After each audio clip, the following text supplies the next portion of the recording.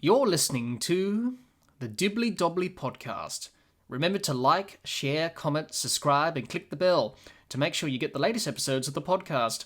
Be sure to like and share our Facebook page and follow us on Twitter and on Instagram.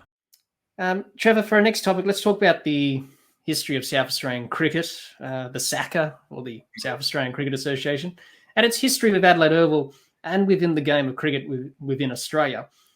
I think you mentioned it earlier that the SACA was formed in 1871, and it's one of the oldest cricket associations and teams in Australia because New South Wales, Victoria, and South Australia were the first three teams to play in the Sheffield Shield since the Sheffield Shield commenced in 1892-93.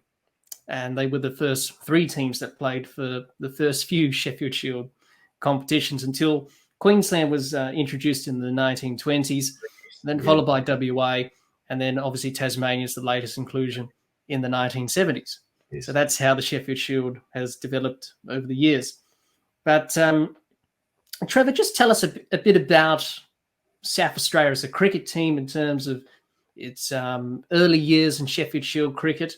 South Australia has won quite a lot of Sheffield Shields, not many as New South Wales, who's got the record with 40 plus, especially when you have the test side.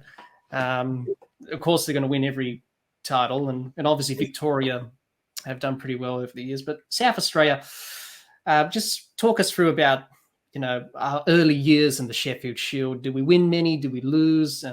Talk about how South Australia became the cricket team it is today. Okay, well, the Sheffield Shield came about after Lord Sheffield brought it to Australia, and we had no competition in those days in the early 1890s, and he donated £150 to promote intercolonial cricket, and that was used to most of it, I guess, to make the Sheffield Shield trophy, because there's 5.5 kilograms of silver in it, and the rest was used to set up the matches between New South Wales, Victoria and South Australia.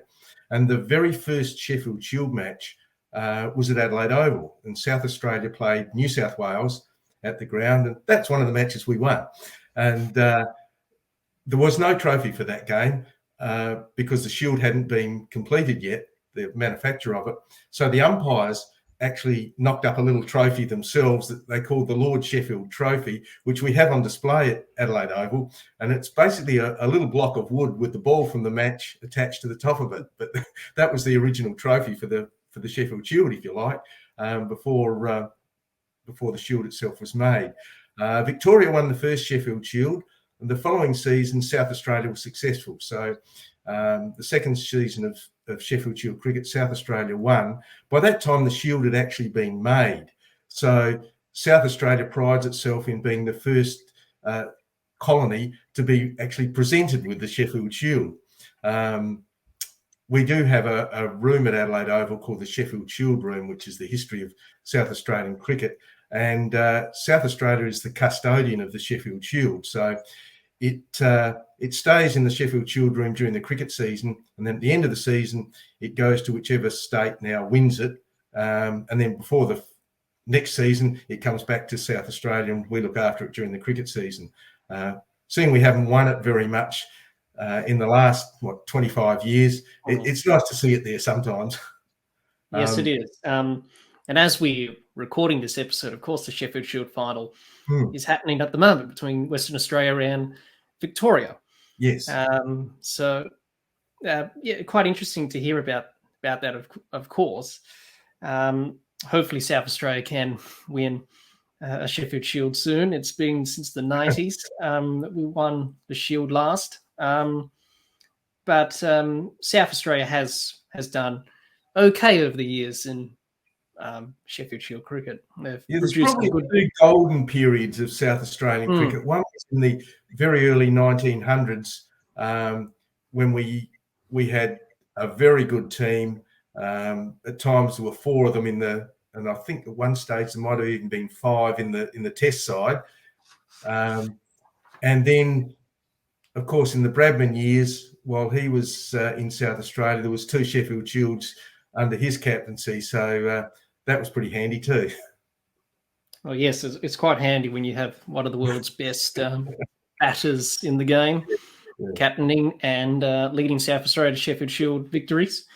Trevor, the role of South Australian cricket, the SACA plays in cricket in South Australia has changed over the years since the association was formed in the formative years.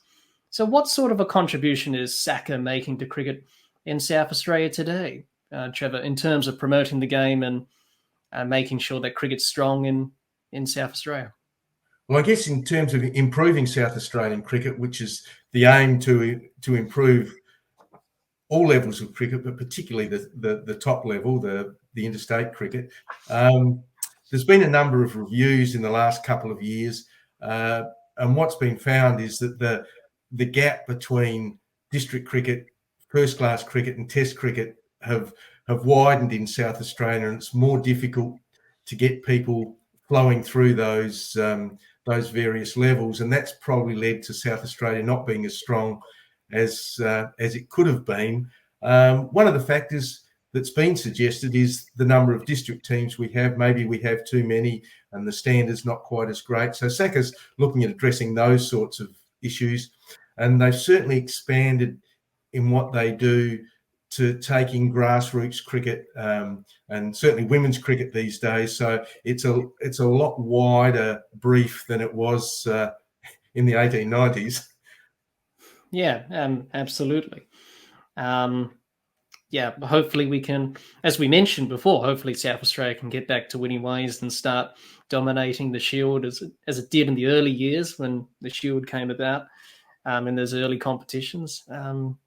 Well, now that we've got a couple of regular Test players, particularly in men's side with Head and Carey, that gives a bit of a focus to cricket in South Australia now, whereas for many years we were struggling to get any representation at the top level, and representation at that level's worth its weight in gold as far as kids and development and those sorts of things. Absolutely, and they're doing a good job, Trevor said, and Alex Carey, and hopefully they have more success with the Australian team and keep representing South Australia. And that leads on to my next point, Trevor, and you touched on it there. South Australia's international players that have played for Australia in both men's and women's cricket. And just to name a few, there's been so many that have played. Just to name a few from the women's game, we've got Karen Rolton, Shelley Nitschke, who's the current Australian women's coach, Joanne Broadbent, Faith Thomas, who was the first Indigenous female or male cricketer to play for Australia. Yes. Megan Schutt, Talia McGrath, Amanda Jade Willington, Darcy Brown, who's bowling quick and coming through in the Australian women's team, and she's doing great. In the men's side, we have George Giffen, as we mentioned, Joe Darling. Interesting fact about Joe Darling, hit the first actual six in Test cricket, which was at the Adelaide Oval. Ernest Jones, Clem Hill, Clary Grimmett, the famous leg spinner, probably the Shane Warne of his day. Sir Don Bradman, of course, the Chappell brothers, Jason Gillespie, Greg Blewett, Darren Lehman, Tim May, and obviously, as we mentioned, Travis Head and Alex Carey, and Victor Richardson, who was the grandfather of the Chappell brothers. He was a very good sportsman himself and very good cricketer for Australia and South Australia.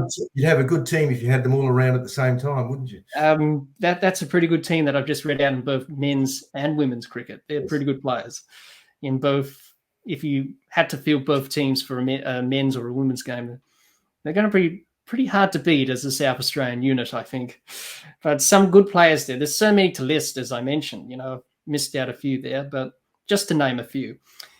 So, Trevor, tell us how many players from South Australia have represented Australia in both women's and men's cricket, and tell us a bit about some of the players I just mentioned in that list of players that have gone on from South Australia to play for Australia in women's and men's cricket.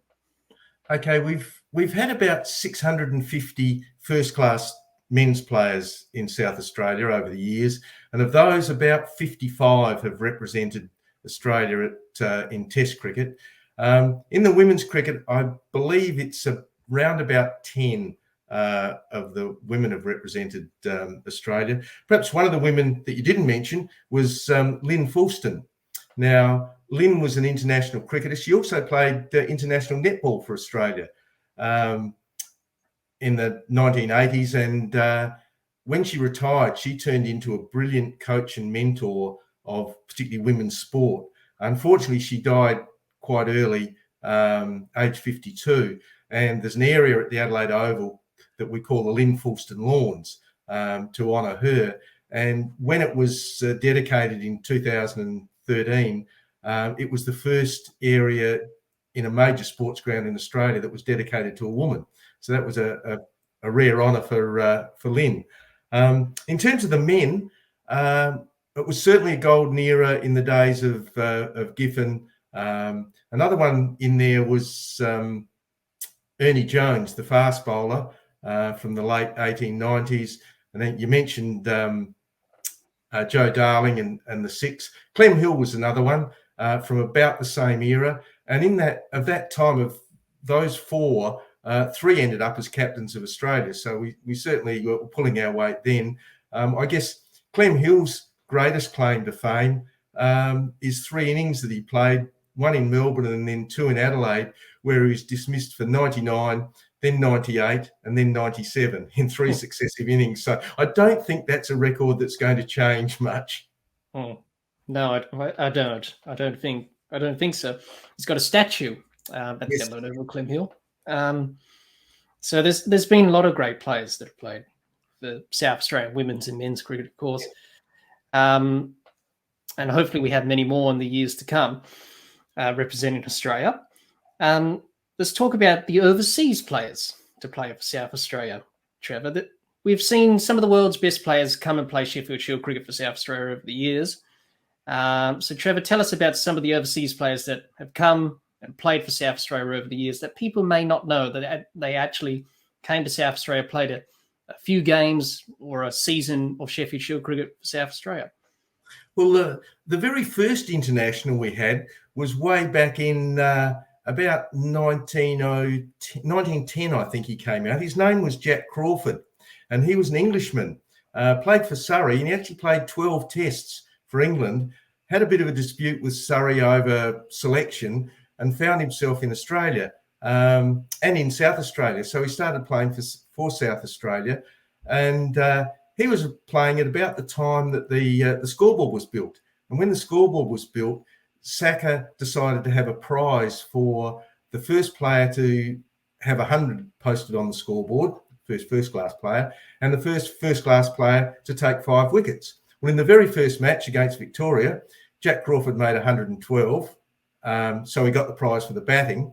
In the next match that was played at Adelaide Oval, he took a 5 or it actually took 6 wickets. So he got the prize for the bowling as well.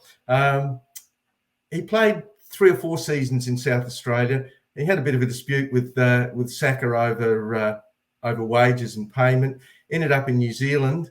Played there for a while until he had a dispute there over wages, and eventually went back to Surrey and finished his career there. So he was the very first international that we had. And then over the years, we've had some very good ones. Names like Sir Garfield Sobers, Barry Richards, Joel Garner, Lance Gibbs, quite a few of the West Indians.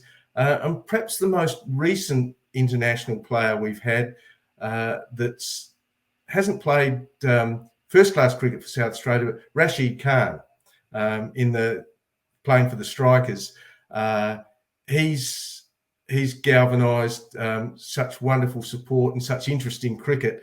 The sort of hero worship for Rashid Khan in South Australia is absolutely amazing. He brings thousands through the door. Yes, he does. He's a great cricketer, Rashid Khan, and especially for the Strikers in the Big Bash. Yes. But some of the names you mentioned there, like Sir Garfield Sobers was arguably the greatest all-rounder that ever played the game. And he helped South Australia win a Sheffield Shield in the 60s, I believe. Yes, some states unkindly called it the Sobers Shield because he did most of the bowling, most of the batting. But yeah, he was a brilliant cricketer for South Australia for 3 seasons. Some of the others only played one season or a couple, but he was certainly here for 3, and we got our money's worth from Sir Garfield Sobers as a cricketer in South Australia. Well, it must have been interesting to hear the origins of him coming to South Australia. Maybe he just wanted to come and just play Sheffield Shield cricket in Australia, or probably he had a word with someone. I don't know. I think he enjoyed touring here in the 61-62 series, and it was an opportunity. I'm not sure who was responsible for it, but I know Sir Donald Bradman was a great supporter or a great lover of Sir Garfield Sobers, and it wouldn't surprise if he had something to do with contacting him. Yes, I think I heard a story with Bradman and Sobers once. I think Sobers was lying down on the massage table in the dressing room. He was asleep, and I think Bradman came in when South Australia was in trouble. He said, where's Sir Gary? Oh, he's in the dressing room having a sleep.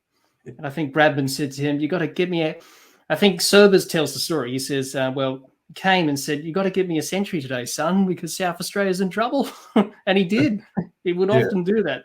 Sir Garfield Sobers. Yeah. You mentioned Barry Richards. He scored 300 in a day for South Australia against Western Australia in Perth, and people say that's probably the greatest innings they've ever seen. Isn't that right, Trevor? Yes, yeah, 365. I think he scored in the innings, and I believe in Sheffield Shield cricket, there's only him and Sir Don Bradman who have an average over 100. Of course, Barry Richards only played 8 games, so the 365 helped a lot in that. But we were lucky to see him playing at his prime. Yes, obviously he couldn't play for South Africa, of course, due to apartheid in those days. A very gifted cricketer, along with other South African cricketers of those times, like Graham Pollock, for example, who had wonderful performances at Adelaide Oval. He would often score big runs for South Africa there. I think he scored 200 in 62, 63, yes. I think. Yes. So Australia he was sort of like the Don Bradman of those days. He was a bit, yeah. Graham Pollock, and he averaged 60 plus, and very fine player, but very cut short in his career due to other reasons. But that's great to hear about the overseas players that have played for South Australia, and some of the game's great players like Sir Garfield Sobers, and those West Indian players like Joel Gardner and Lance Gibbs, off spinner from the West Indies, and he had the world record for the most Test wickets until Dennis Lilly surpassed his record and got 310. And he's the only Test cricketer to take a hat-trick at Adelaide Oval. Lance Gibbs? Yes. Oh, well, that's something new. You don't know that already, but now you know that Lance Gibbs was the only Test bowler to take a Test hat-trick at Adelaide Oval. That's quite remarkable, actually. And he was a very good bowler as well. Yes. For a lot of years for the West Indies. Hi everyone, hope you enjoyed our historical series episode, looking back at the history of Adelaide Oval with Trevor Manuel, ambassador and tour guide at Adelaide Oval. If you are interested in visiting Adelaide Oval or visiting the Bradman collection, head over to the Adelaide Oval website, which is in the description of this episode.